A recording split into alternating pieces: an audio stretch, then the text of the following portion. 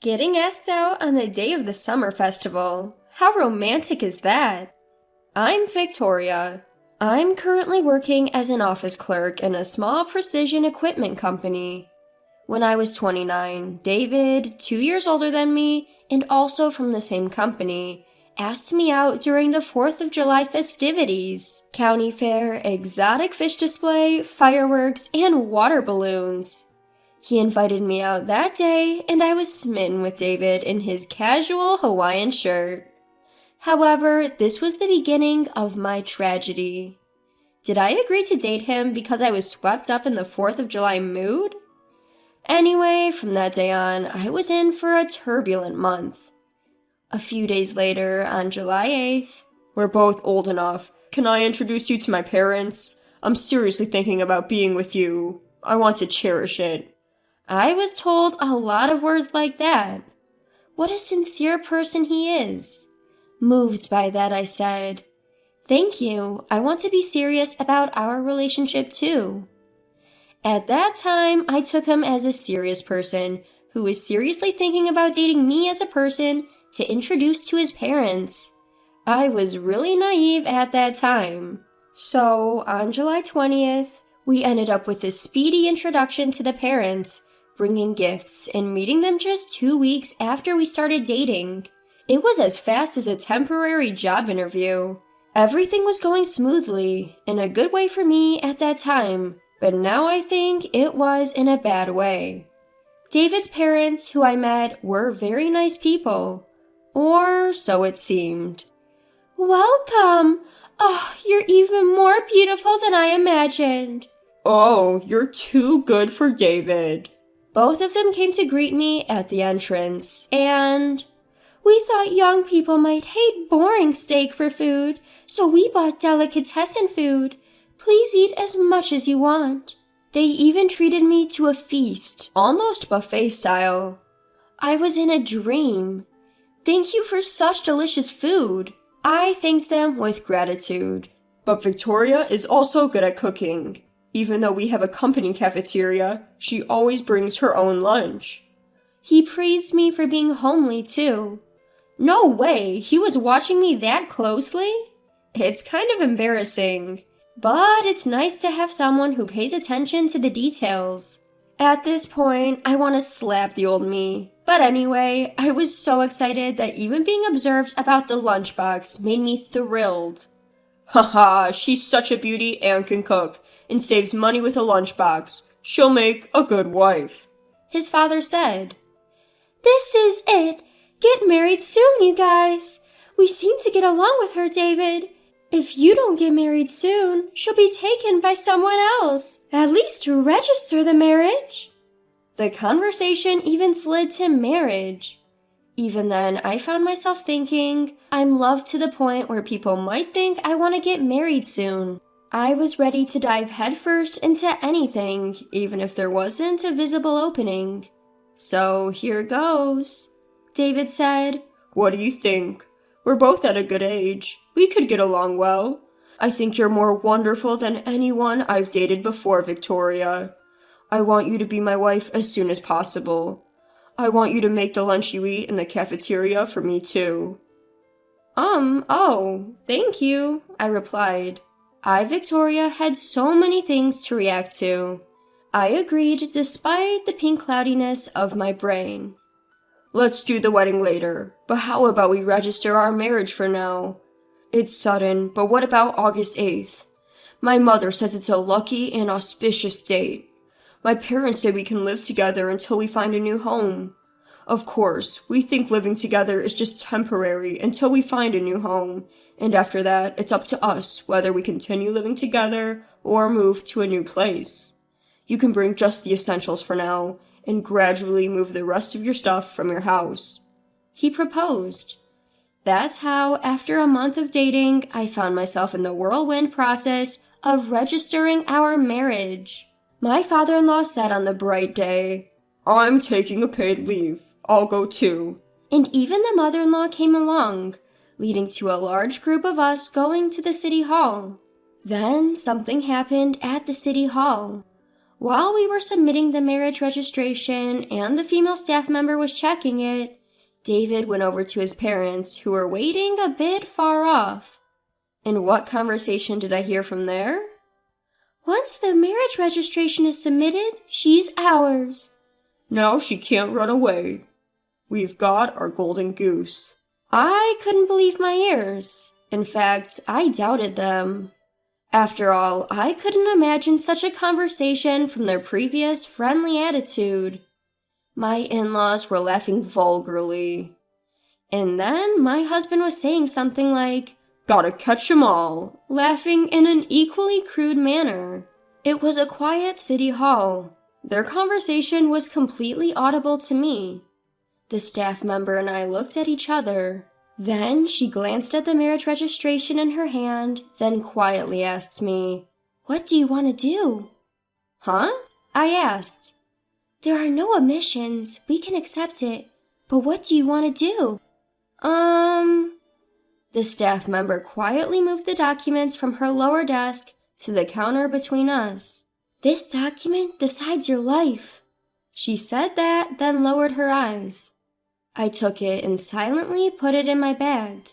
There probably aren't many times when a submitted marriage registration is taken back at the counter, but I would later be grateful for the clerk's quick thinking.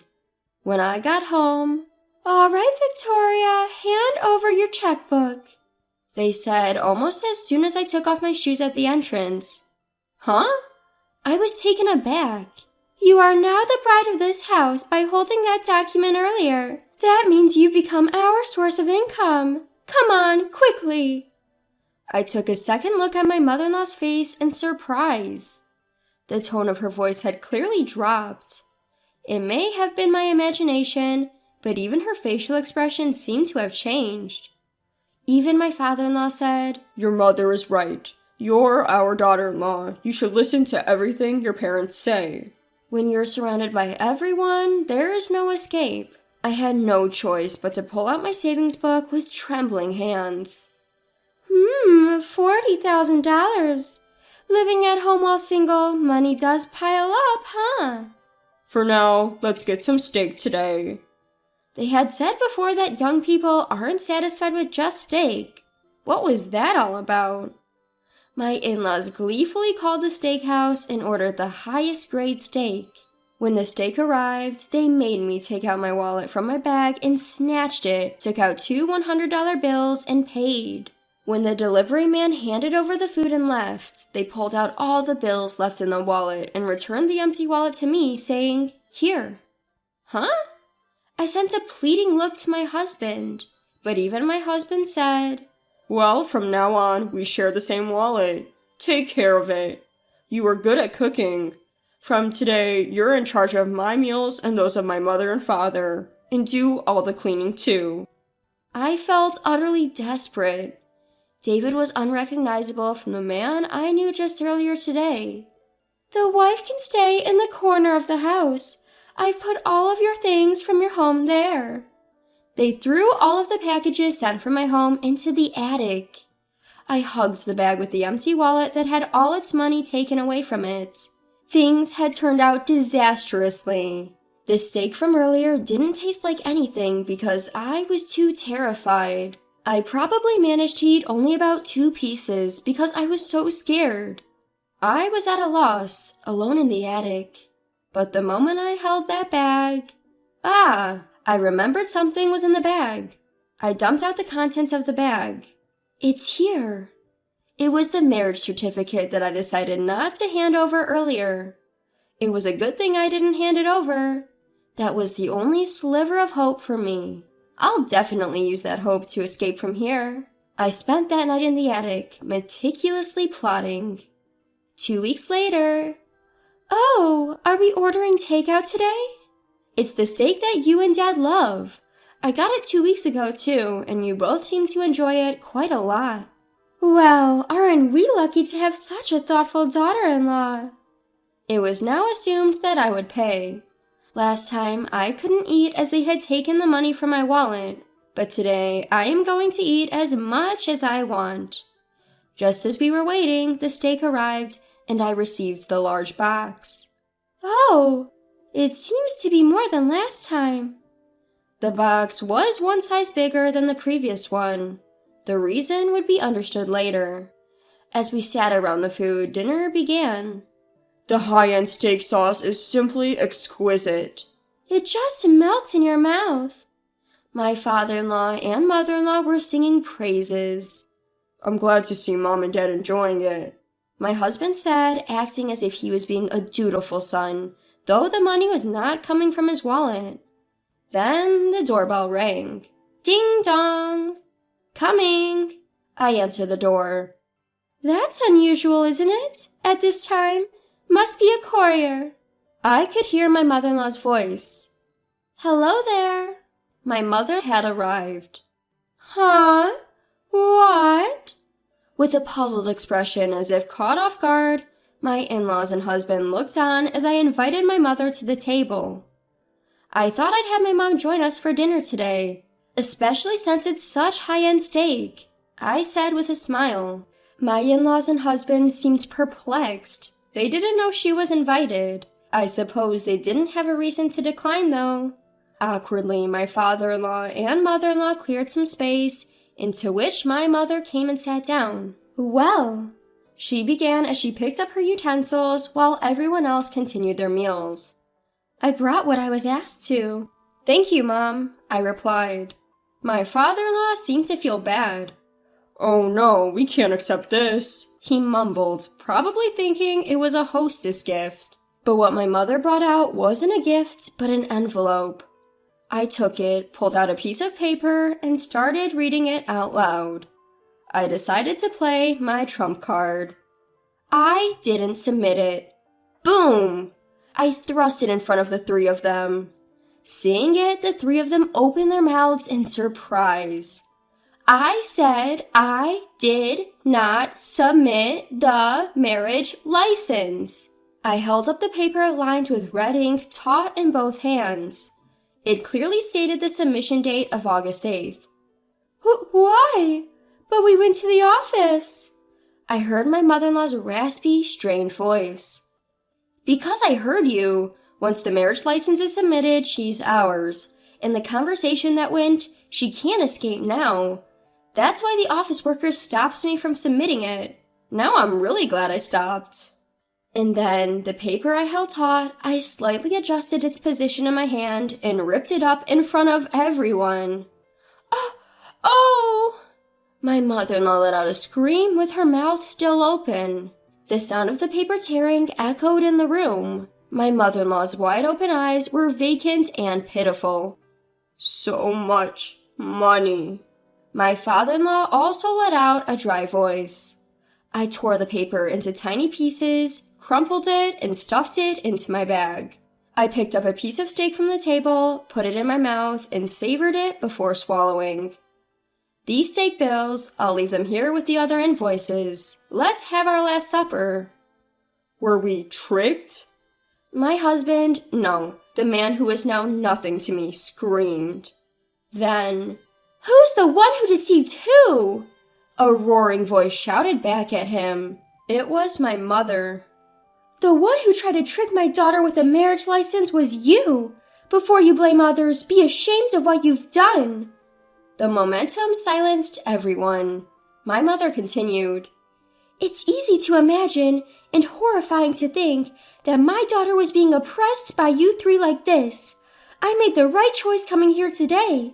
If she had been alone, you three might have forcefully taken the marriage license she had. I'm glad my mother came. I noticed that my hands were trembling slightly. By this point, I was a complete stranger, not only to my in-laws, but also to the man and woman standing over there. My fake in-laws and husband would simply have to accept the harsh reality of the cost for the purchased items they would have to shoulder. All three of them were so disheartened that none of them even felt like eating the steak. But I was in a different mood. I ate as much steak as I could fit into my stomach, making up for what I hadn't eaten previously. It tasted like victory, and it was absolutely delicious. My mother also ate quite a bit, but there was still leftover steak. Then, can we take the leftovers? my mother asked, pulling out a Tupperware container she had brought with her. I chuckled a bit, thinking that she had planned this from the beginning. Sure, it would be a waste to leave it here, I responded. I went to fetch my suitcase from the attic room. Then, goodbye. Thank you for having us for the past 2 weeks, I said as my mother and I got into our car and drove off. Really, you've had a rough time with this, haven't you? My mother commented from the car. We must be more careful. We rashly agreed to your marriage without considering the timing. My mother said that from inside the car.